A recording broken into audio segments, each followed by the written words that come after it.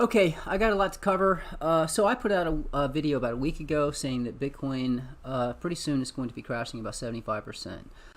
Obviously, Bitcoin, the price started pushing up, so a lot of people are commenting saying that I was wrong. We're not going to crash. I'm going to show you, why we haven't crashed yet. Why I still believe we are going to have that crash. I'm going to cover all of that, give you price targets as well. First of all, I am giving away 3 of these 2020 American Eagle silver coins. They're uncirculated. This is what you get right here. In this case, there will be 3 winners, 3 coins. All you have to do to qualify is in this video, subscribe, like, and leave a comment. And in the next live stream, I will pick the winners that left a comment in this video using a random comment selector. Also, make sure you follow me on Twitter. It's Optical Art Chart. So before we get into the more macro, I just want to show you a few things. So because Bitcoin price was pushing up, a lot of people were saying, oh, you're always bearish, you're always calling for a crash or a drop. You never call that, that Bitcoin could push up. That's not true.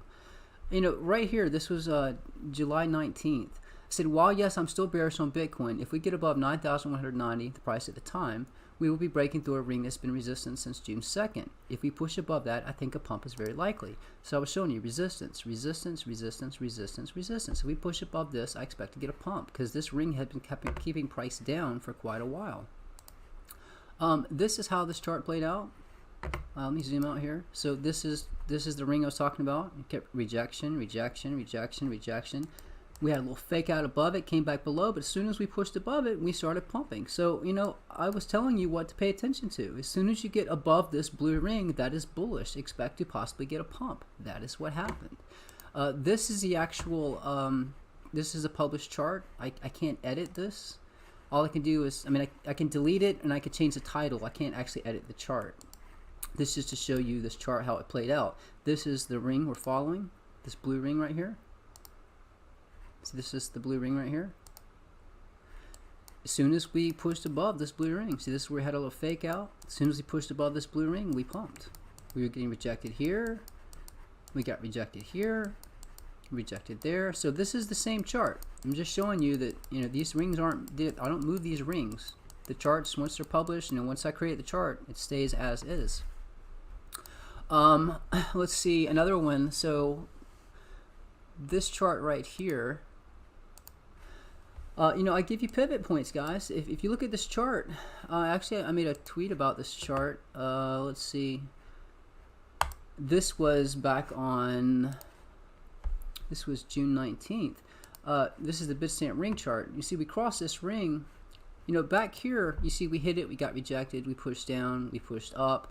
So I did respect the ring, but it kind of just went through it, came down. Right here, it hit it, got rejected. You didn't have much of a pivot, this ring. And this is what I tell people.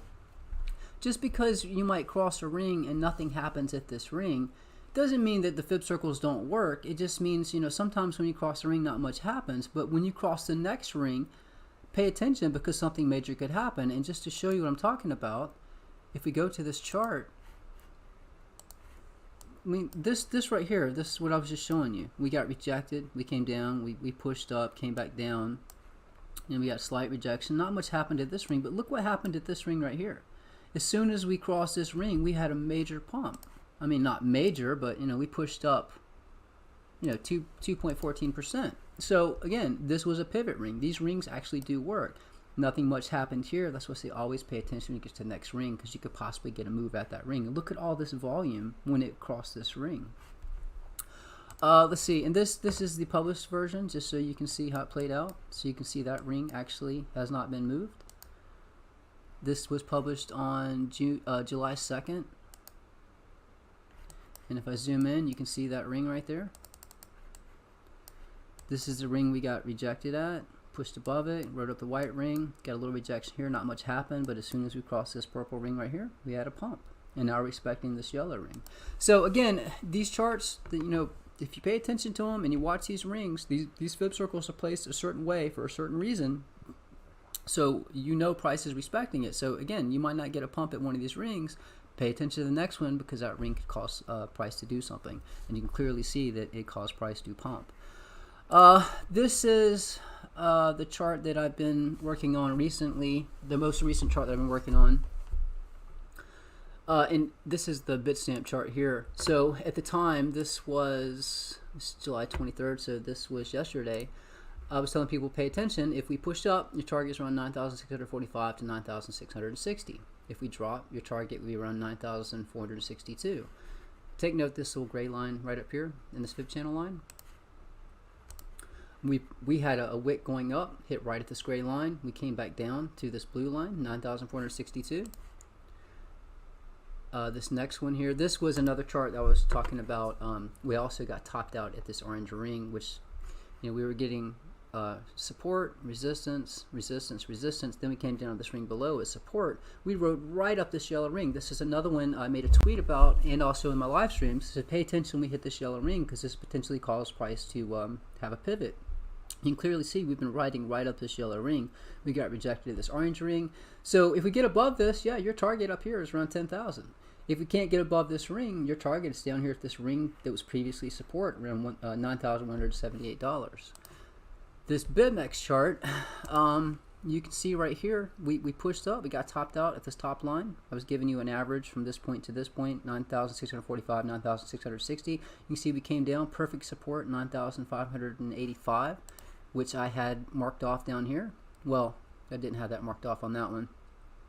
But right here, this was, I was telling people pay attention within 4 to 5 hours.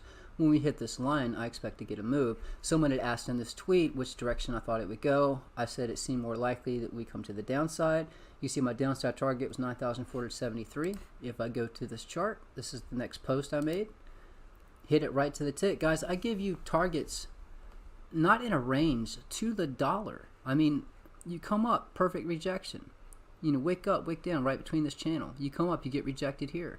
You find support right here on this yellow line. You break support, you cross this line, you come down. Where's your support? You push up, your resistance here.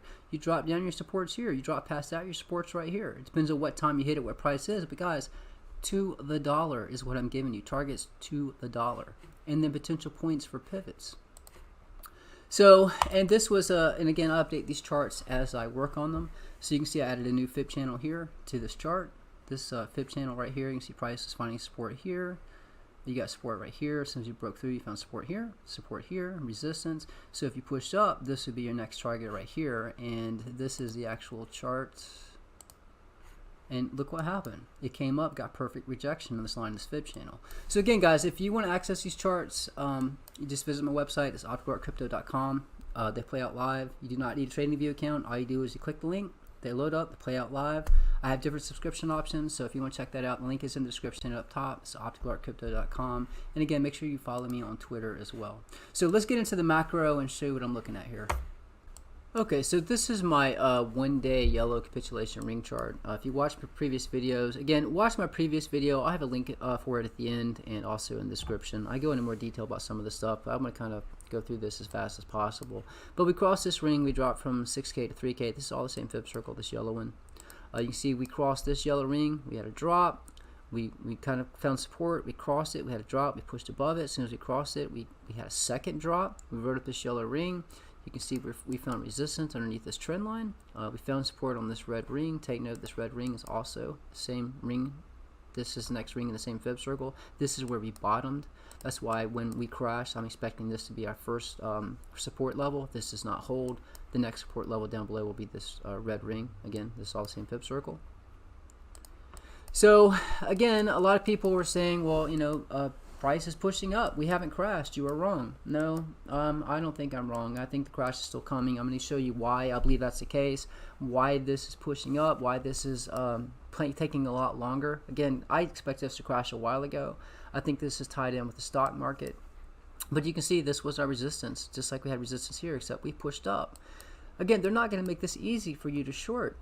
If you know, longs are stacked more than shorts, but there still are shorts. People are in a lot of short positions, so it makes sense they're going to push price up to stop out and liquidate those shorts, get people to FOMO, get more longs to stack. When people are bullish, then they send the price down. It just makes sense there would be a pump before a dump. And I think this is the point where, you know, we're almost topped out. We're ready for this to start coming down.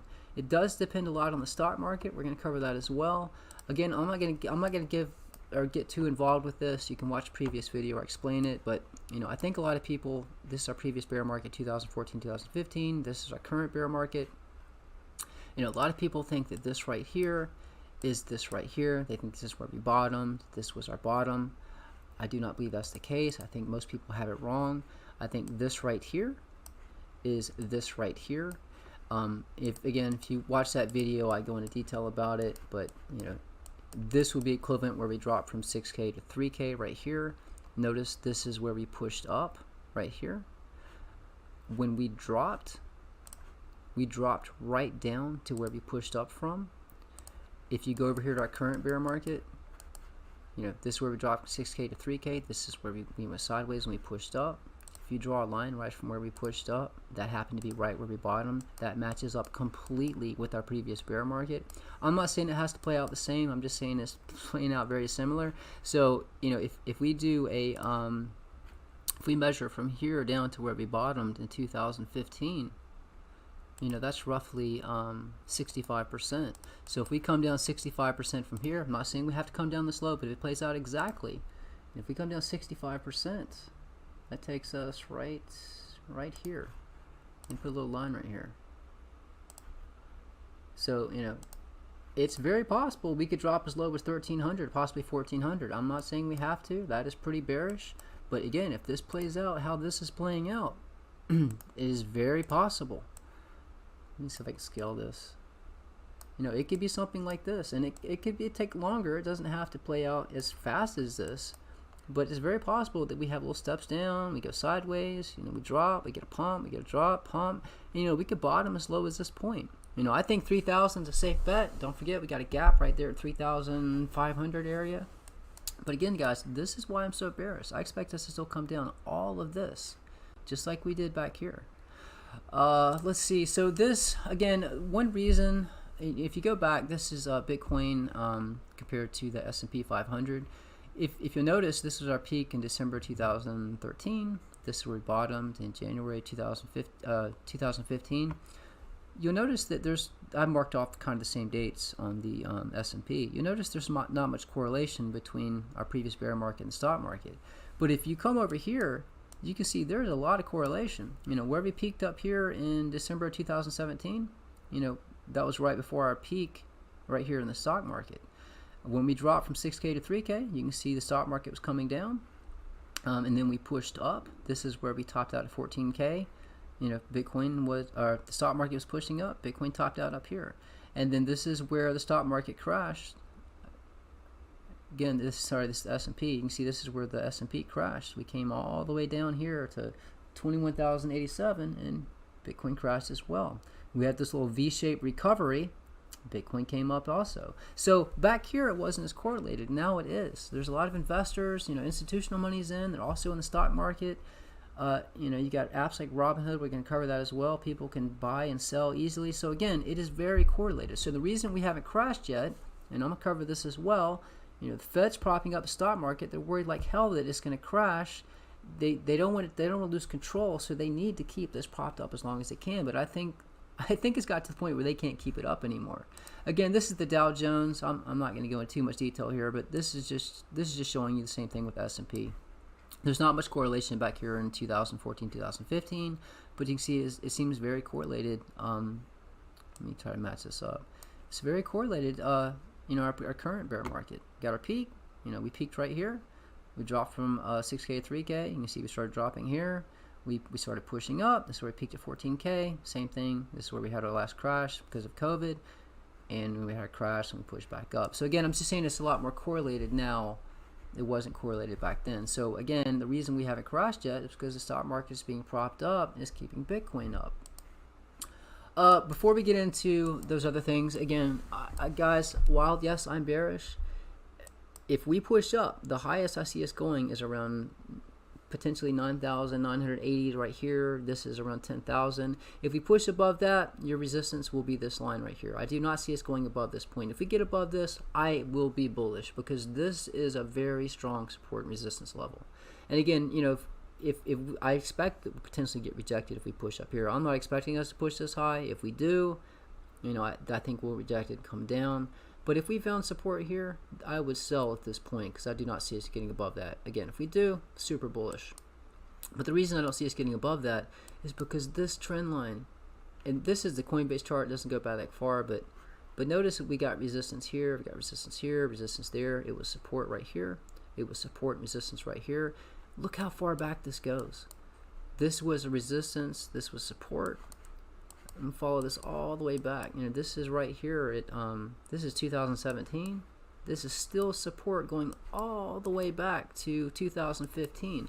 So this is a very strong support and resistance level to break. So again, the line in the sand for me to be bullish would be breaking above this point right here. And if when we do have that major crash, also keep in mind the golden zone. This is a fib retracement from the bottom to the top.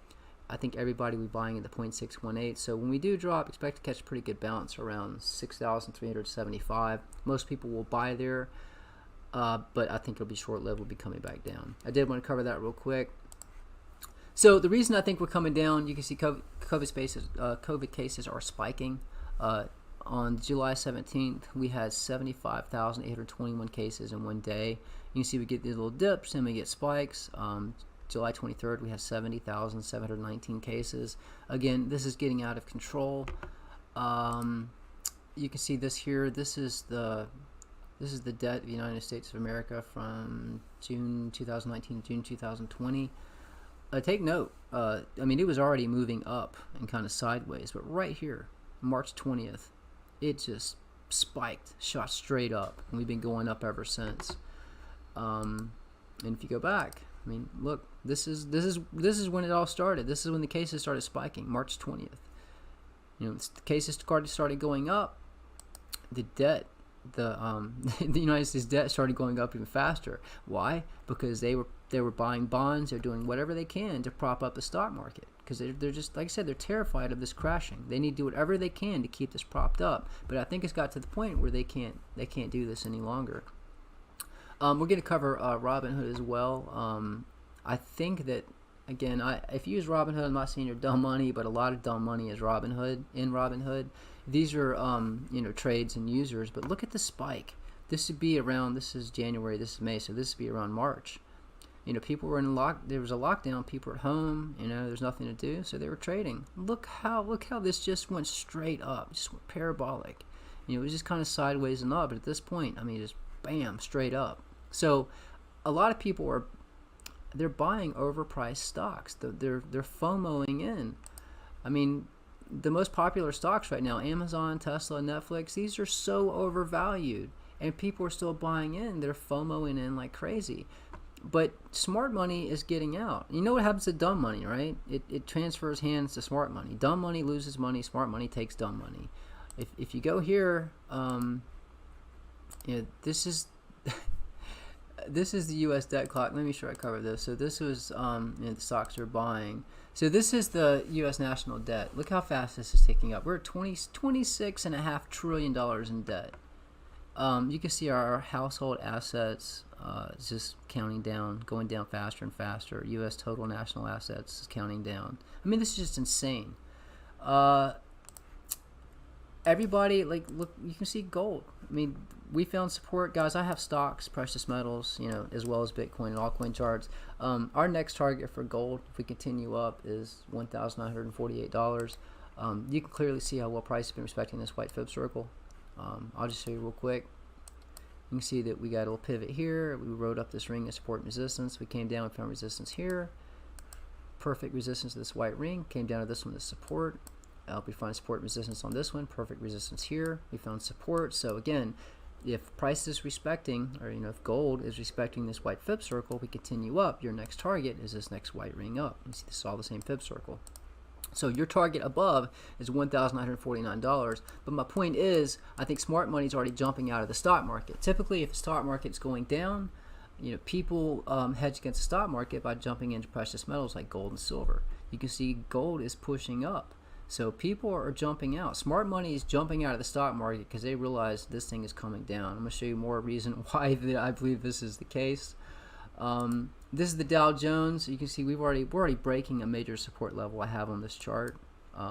This has been resistance and support going back a good ways. If we did push up, I think we get topped out right here. Let me show you this fib circle on a larger scale. You can see right here we wrote this ring as support, resistance. We rode up this ring, support and resistance, got topped out, came down. See, we hit this ring as support, resistance. Let me zoom out a bit. You see we came down to support, dropped below it, came back up, resistance, support. Again, it's just price is respecting this white fib circle perfectly. We came up as resistance, came down as support. You know, I have the center rings kind of ghosted, but up here you can see resistance, support and resistance. We found support, topped out at this white ring. We came down to support, perfect support, more support and resistance. So we haven't made it back up to this point. So if they did push this up, I think the max of stocks the Dow Jones could push up is potentially 27,257, maybe out here 27,184. But I think this is due to come down. Let's see here. I'm going to show you why this has to do with the Senate and the new stimulus package. But before we do that, I see a lot of bullish YouTubers out there talking about Grayscale, about how bullish it is. I'm telling you, Grayscale is not bullish for Bitcoin. This was posted back on December 27, 2017. Questions for DCG. This guy named Barry Silbert. Barry Silbert. Let's see. CoinDesk is a subsidiary of DCG, which is owned by Barry Silbert.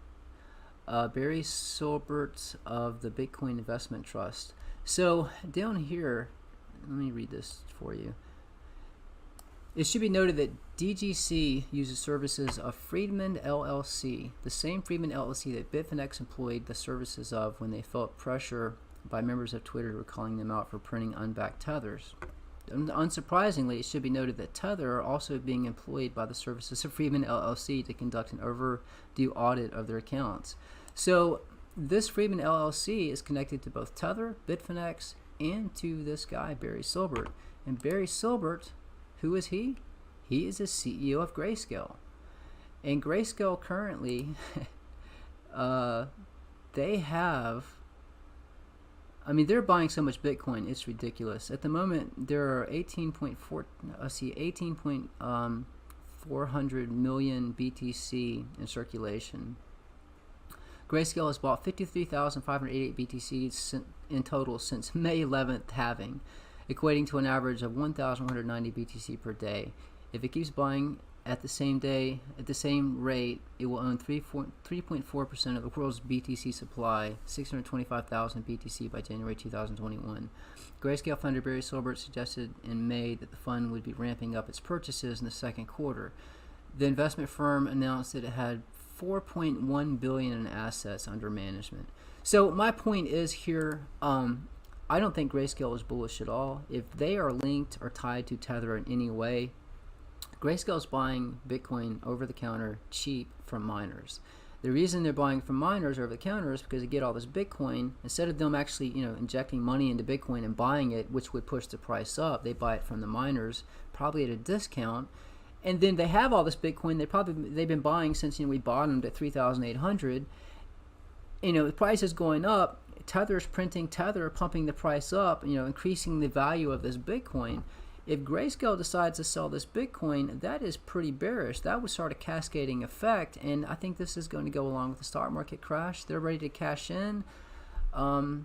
This right here has to do with the GOP and the stimulus package.